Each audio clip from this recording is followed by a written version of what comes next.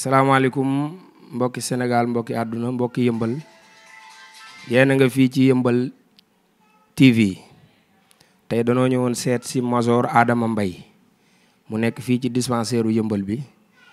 jiite paj mi fii ñu ñëwoon nag indil ko benn don boo xam ni mooy chaise roulante yi nga xam ni ci la ñuy teg malade yi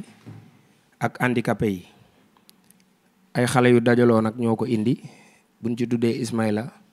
ak Major dinañ tudd association bépp ñoo ñëwoon indi ko dimbalee ko hôpital bi Major ñu bëgg la laaj jëf ju réy ji loo ci bëgg a sànni ci ay kàddu. yi nag vraiment xanaa di ko rafetlu rek parce que vraiment lu baax moom bu la ko nit defalee doo mën lu nga sant ko gërëm ko. parce que bëri na ñu fi ñëw nag vraiment di ma wax naan dañuy def mais après doo leen gisaat donc vraiment yéen bu ngeen ñëwee pour indi ñu lii vraiment duñ def lu dul rafetlu ko waaw lépp lu ngeen yëngu yàlla defal leen ci ndam waaw parce que comme on dit souvent ñun moom on vient de commencer te boo xoolee man bi ma fi jëlee service ak léegi ça doit faire presque 2 ans mais wax dëgg yàlla amul kenn ku fi ñëw indil ma sax chaise donc léegi bu ñu ko defee du ma mën lu dul remercier leen di leen ñaanal aussi vraiment ngeen ko gën yaatal ak képp te ñëpp xam ne aussi dispensaire bi lépp lu waay def maanaam boppam la ko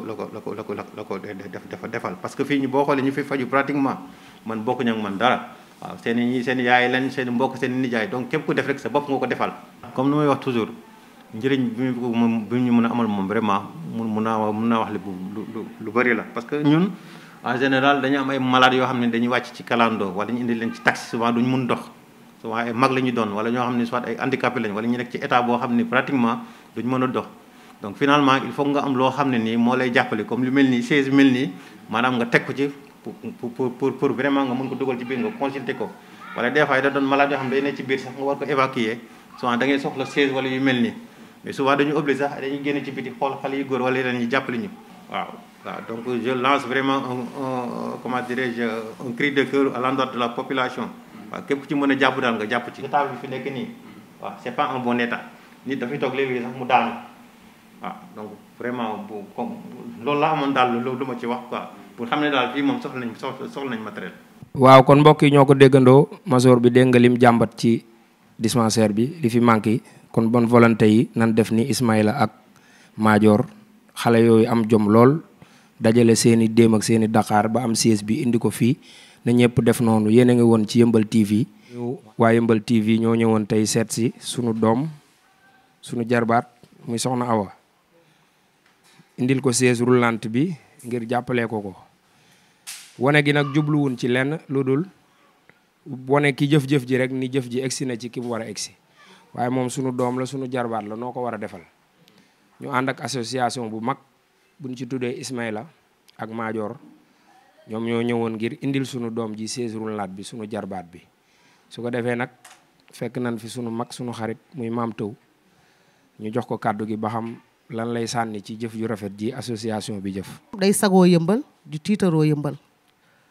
bu sañoo nit lu mu am lu nekk yëmbal la koy indi yow tamit ngay nit ku baax sàmm dara ñoru la lu dul Sëriñ Bamba ak yonent bi kon boo ngeen jëfee jëf ji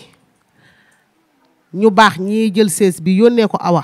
ndax tëraay bi muy tëraay tëdd mitti na ngeen yónnee ko sees bu muy toog pour di mën a génn nit ñi di gis nit ñi kenn mënu leen a fay kon dañ leen di bàyyeeg yàlla ñoom ñi jëf lii di leen ñaanal yàlla na yàlla yokk seeni xéewal yàlla yokk seeni man ndax nag jaayante def te yàlla tax yombut dafa jafe baax yomb na lool waaye yàgg ca moo jafe te ñoom ba nu dalee jëf ba tey ba ni nu egsee ci Awa mii yàlla rek nga ciy gis yàlla rek ngay gis ci ndimbal li kon ñoo ngi ñaan ci mbaaxug yàlla